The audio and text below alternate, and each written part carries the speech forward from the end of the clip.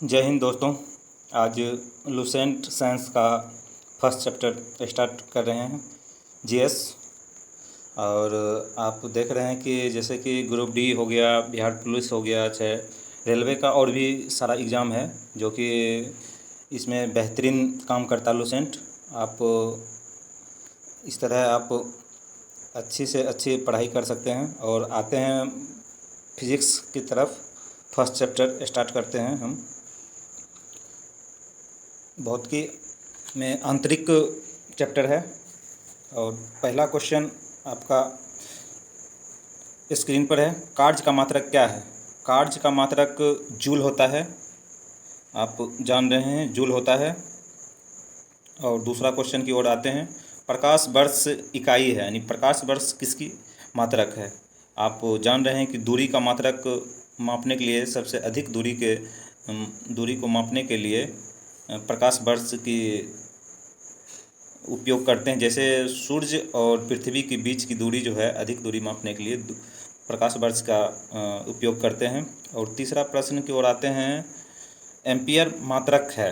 Ampere किसका मात्रक है? यहाँ देख लीजिए, विद्युत तीव्रता है, विद्युत आवेश है, विद्युत धारा है, विद्युत चुंबकीय क्षेत्र है। तो एम्पियर विद्युत धारा का मात्रक है। और चौथा क्वेश्चन के पास आइए। सूची 1 से सूची 2 मिलान करें, ऐसा क्वेश्चन पूछा गया है और ये क्वेश्चन बहुत अच्छा माना गया है। कहता है उच्च वेग, तरंग दैर्ध्य और दाब और ऊर्जा, इसका मात्रक क्या है? एक तरफ एंगस्ट्रम है, मैक है, पास्कल है, जूल है।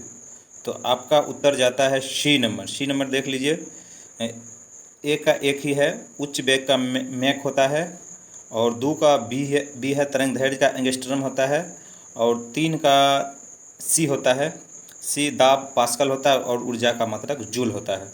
आप जान ही रहे हैं। और 5वां नंबर क्वेश्चन के पास आइए। 5वां नंबर क्वेश्चन के पास आइए। और जो है यहाँ थोड़ा सा मिस्टेक हो चुका है, सॉरी इसके लिए। 5वां नंबर क्वेश्चन के पास आइए। सुमेलित कीजिए। जूल, एम्पियर, वाट और वोल्ट और कैलोरी, किसका मात्रक कौन है? आपको समझ में आ गया होगा क्वेश्चन। और 5 का आंसर जाता है ए।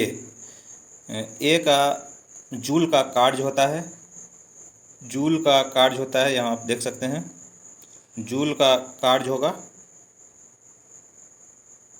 ठीक, उसके बाद आप सॉरी जूल का कार्य होगा, और एम्पियर का धारा होगा, एम्पियर का धारा होगा,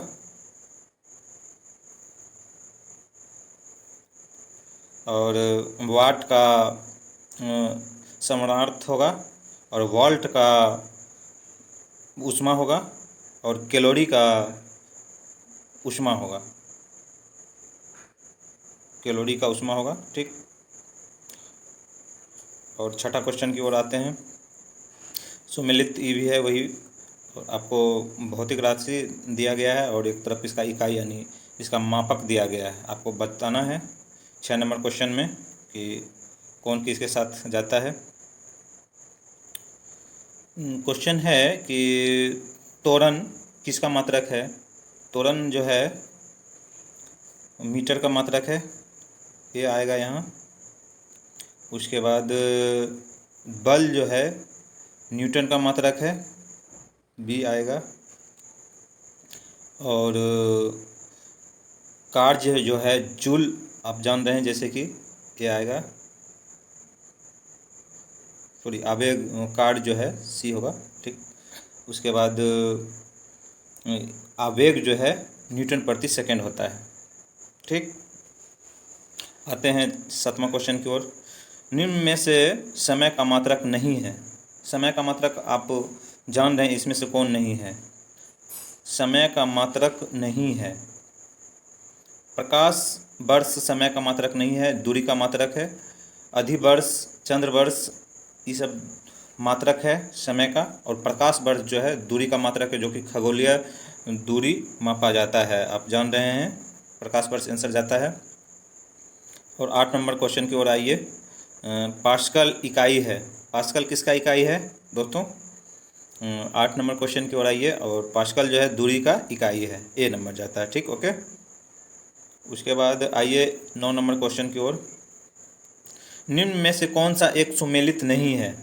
सुमेलित कौन नहीं है? डेसिबल ध्वनि का प्रबलता यानी तीव्रता को मापता है, तो सही है दोस्तों। उसके बाद अश्वय शक्ति, शक्ति का इकाई है। समुद्र मील नौचालक उपयोग करता है, तो आप जान रहे हैं। और सेल्सियस जो है ऊष्मा का मात्रक नहीं है, ये ताप का मात्रक है, ताप का मात्रक है और इसोमेलित नहीं है। ठीक, उसके बाद 10 क्वेश्चन की ओर आइए। ल्यूमेन किसका मात्रक है? ल्यूमेन किसका मात्रक है? ल्यूमेन मात्रक है ज्योति फ्लक्स का। आंसर जाता है बी। ठीक, उसके बाद आइए 11 क्वेश्चन की ओर। क्यूरी किसकी इकाई नाम से जाना जाता है या नाम है? आप बता सकते हैं। क्यूरी मैडम जो है रेडियो धर्म्यता का मात्रक है, ये नंबर जाता है। और 12 नंबर क्वेश्चन है कि दाब का मात्रक क्या है? दाब का मात्रक क्या है यहाँ दोस्तों? पास्कल है। दाब का मात्रक पास्कल है, ये नंबर जाता है। और 13 नंबर क्वेश्चन के पास आइए। कैंडिला मात्रक है। कैंडिला मात्रक है, दिमाग लगाइए दोस्तों। ज्योति तीव्रता कैंडिला का मात्रक है। ऑप्शन जाता है डी, ऑप्शन डी जाता है। और 14 नंबर क्वेश्चन की ओर आइए। जूल निम्न में से इकाई है। जूल निम्नलिखित में से इकाई है। जूल जो किसका मात्रक है? आप जान रहे हैं कि बल का मात्रक जो होता है जूल होता है। और बल देखिए कहाँ लिखा हुआ है, बी नंबर आंसर आपका जाता है। ठीक, उसके बाद मात्रक का अंतर्राष्ट्रीय पद्धति कब लागू हुआ? 15 नंबर क्वेश्चन पर आइए। मात्रक का अंतर्राष्ट्रीय पद्धति कब लागू हुआ? आपको पता है तो दोस्तों शेयर बताइए कमेंट्स करके। क्या बता रहे हैं? बी नंबर जाता है 1751 में, 71 में हुआ था। ठीक, 1771 में अंतर्राष्ट्रीय पद्धति हुआ था, जो कि एक अंतर्राष्ट्रीय सभी देशों का बैठक बना था। ठीक, और 16 नंबर क्वेश्चन के पास आइए। खाद्य ऊर्जा को हम किस माप से माप सकते हैं? खाद्य ऊर्जा को किस माप से, खाद्य में जो ऊर्जा होता है उसको आप कैलोरी में माप सकते हैं। देख लीजिए यहाँ कैलोरी कौन ऑप्शन आता है, ए। ठीक, 17 क्वेश्चन। विद्युत मात्रा का इकाई क्या है? विद्युत मात्रा का इकाई क्या है? विद्युत मात्रा का इकाई एम्पियर है। एम्पियर ए नंबर में आता है, ए नंबर आंसर हुआ। और एसआई पद्धति में लेंस की क्षमता की इकाई क्या है? 18 नंबर क्वेश्चन देख सकते हैं आप दोस्त। एसआई पद्धति में लेंस की शक्ति का माप इकाई क्या है? एसआई पद्धति में आप जब बात करते हैं तो इसका डायऑप्टर होगा। डायऑप्टर देखिए दोस्त बी नंबर में जाता है। और 19 नंबर क्वेश्चन आइए। डेसिबल किसे मापने के लिए प्रयोग में लाया जाता है? डेसिबल मापने के लिए प्रयोग में लाते हैं हम लोग वातावरण की ध्वनि। वातावरण में जो ध्वनि होता है उसको डेसिबल यानी ध्वनि का मापक जो हम करते हैं साधारणतः डेसिबल से करते हैं। ठीक, 20 नंबर क्वेश्चन पर आइए। एम्पियर क्या मापने का इकाई है? एम्पियर जो है करंट मापने का इकाई है। क्वेश्चन नंबर 20 का ए।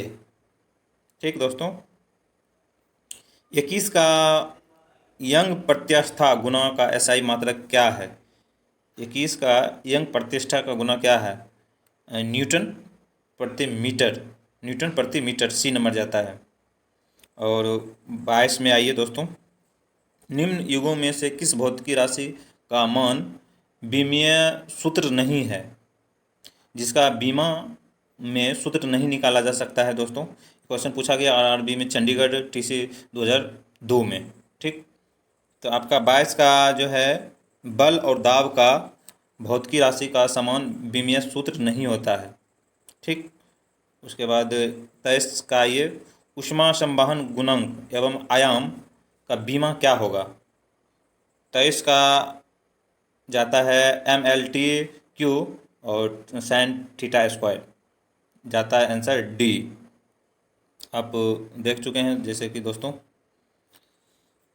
23 क्वेश्चन हो चुका है। और आते हैं यहाँ 24वें क्वेश्चन की ओर। क्वेश्चन है निम्नलिखित में से कौन सा वेक्टर मात्रक है? वेक्टर मात्रक है। 24 का बल जो है मात्रक होता है वेक्टर का, ऑप्शन ए जाता है दोस्तों।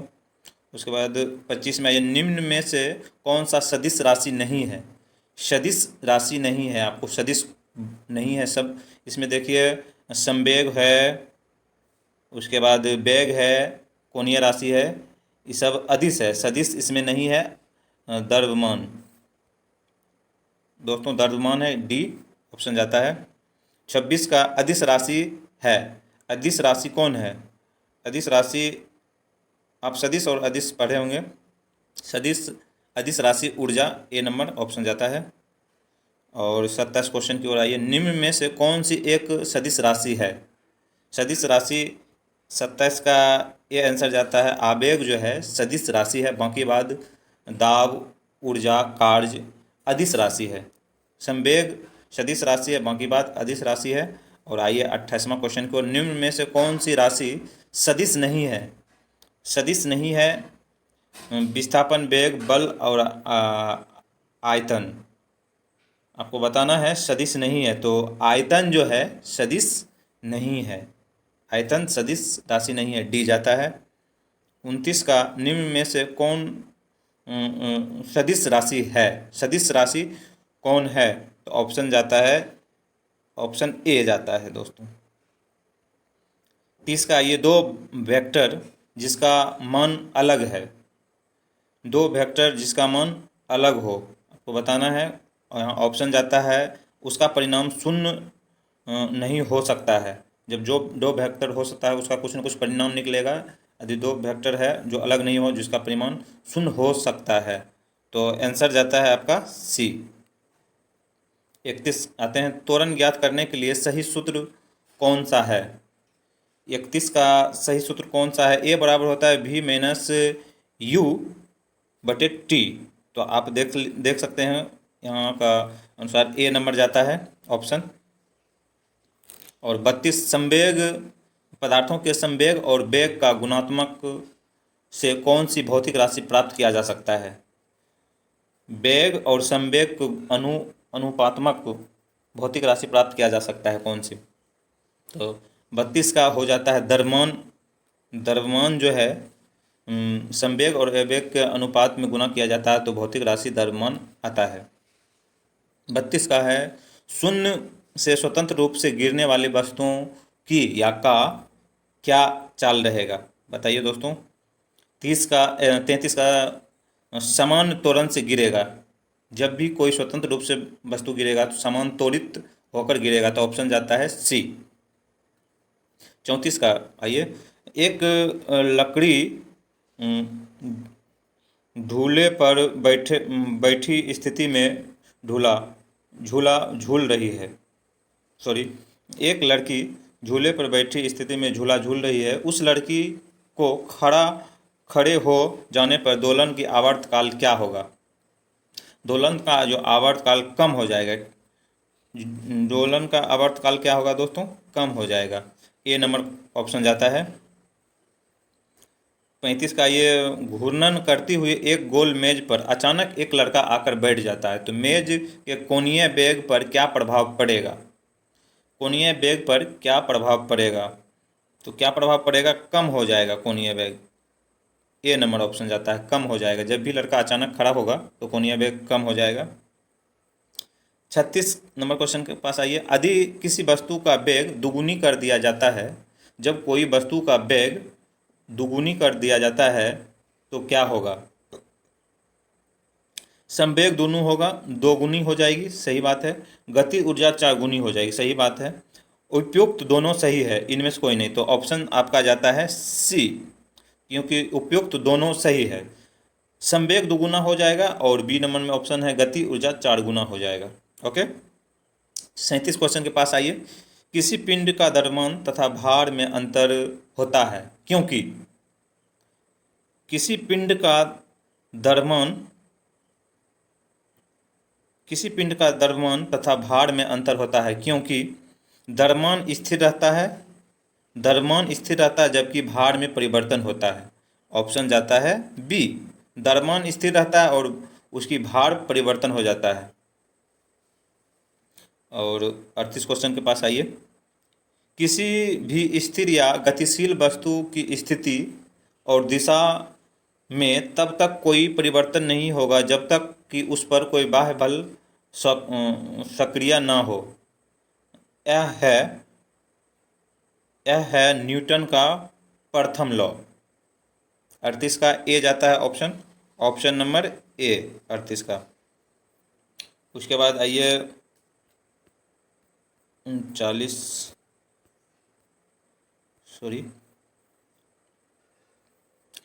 क्वेश्चन की ओर आइए। किसी असंतुलित बल द्वारा किसी पिंड में उत्पन्न त्वरण क्या होगा, पूछ रहा है। किसी असंतुलित बल द्वारा किसी पिंड में उत्पन्न त्वरण बल का क्रमानुपाती होगा, यानी उल्टा होगा। ऑप्शन आपका जाता है बी 39 का। और 40 का न्यूटन की गति के तीसरे नियम के अनुसार क्रिया तथा प्रतिक्रिया से संबंध बल है। 40 का जाएगा जब हमेशा, सी नंबर आंसर होगा, हमेशा भिन्न वस्तुओं पर ही लगे होना चाहता है। तीसरा नियम है कि कोई भी वस्तु जब गति में रहता है तो उसी गति से लगे रहना चाहता है। तो ऑप्शन जाता है सी। 41 का प्रत्येक क्रिया के बराबर व विपरीत दिशा में एक प्रतिक्रिया होता है। यह नियम है गति न्यूटन का थर्ड लॉ। देखिए आंसर है सी नंबर 41 का, सी जाता है, तृतीय नियम का प्रतिक्रिया है। और 42 का आइए, जल में तैरना न्यूटन की गति के किस नियम के कारण संभव है। जल में तैरना न्यूटन के गति का किस नियम के कारण संभव है। ऑप्शन जाता है सी, क्योंकि न्यूटन का तीसरा लॉ कहता है जो बल हम लगाते हैं उसके विपरीत में बल लगता है, तीसरा नियम कहता है। तो ऑप्शन जाता है सी। और 43 का है कि कोई पिंड तब तक विराम अवस्था में बना रहना चाहता है जब तक उस पर कोई बाह्य बल कार्य नहीं करे। यह कथन है न्यूटन का। न्यूटन आंसर जाता है 43 का ए। 44 का न्यूटन की गति के नियमों के अनुसार निम्न में से कौन सा कथन सत्य है। न्यूटन के गतियों के नियम प्रथम नियम है, इसमें कह रहा प्रथम नियम का बल का परिभाषा ज्ञात होता है। सही है, पहला ऑप्शन से ही हमको पता चल गया है। प्रथम जो नियम दिया गया है न्यूटन महाशय जो दिया गया है, बल का परिभाषा होता है। उसके बाद दूसरा नियम बल की परिभाषा ऐसा नहीं है, ऑप्शन जाता है ए। 45 क्वेश्चन के पास आते हैं। किसी पिंड के उस गुण धर्म को क्या कहते हैं जिस पर सीधी रेखा में विराम या एकाएक गति की स्थिति में किसी भी परिवर्तन का विरोध करता है। तो 45 का आपका जाता है आंसर जड़त्व का नियम। जड़त्व का नियम पढ़े होंगे दोस्तों, ऑप्शन जाता है बी। 46 का न्यूटन की गति का प्रथम नियम क्या कहता है। न्यूटन का गति का प्रथम नियम क्या कहता है जो कि जड़त्व के नियम से जुड़ा हुआ है। ऑप्शन जाता है बी। 47 का है, गाड़ी खींचता हुआ घोड़ा किस बल के कारण आगे बढ़ता है। गाड़ी खींचता हुआ घोड़ा किस बल के कारण आगे बढ़ता है। ऑप्शन जाता है डी, पृथ्वी द्वारा घोड़ा के पैरों पर आरोपित बल से ही। ऑप्शन जाता है डी 47 का। 48 का क्वेश्चन है, गतिशील वाहन को अचानक रुकते ही यात्री सामने की ओर क्यों गिर पड़ता है। ऑप्शन जाता है सी, यात्री के शरीर का निचला भाग रुक जाता है लेकिन ऊपरी भाग जड़त्व के कारण गतिशील अवस्था में रहना चाहता है। आप जान रहे हैं जड़त्व का नियम, कोई भी गति में है तो गति में ही रहना चाहता है, इसी वजह से रुक जाता है। 49 क्वेश्चन के पास आइए, रॉकेट डैश के सिद्धांत पर कार्य करती है। रॉकेट जो है डैश के सिद्धांत पर कार्य करती है। रॉकेट संवेग संरक्षण के सिद्धांत पर काम करती है। ऑप्शन डी जाता है 49 का। और 50 का लास्ट क्वेश्चन की ओर आइए दोस्तों। अवश्य अश्व आदि एकाएक चलना आरंभ कर दे, यानी घोड़ा, अश्व में घोड़ा होता है, आदि एकाएक चलना आरंभ कर दे तो अश्वरोही को गिरने की आशंका का कारण क्या होता है। जब अश्व विराम अवस्था से गति अवस्था में जाता है दोस्तों, तो जड़त्व का विराम अवस्था उसको विराम में ही रखना चाहता है और एकाएक जो घोड़ा बढ़ने लगता है, इसलिए उसका गिरने का जो है अधिक चांस बढ़ जाता है। जय हिंद दोस्तों, कैसा लगा वीडियो? Thank you.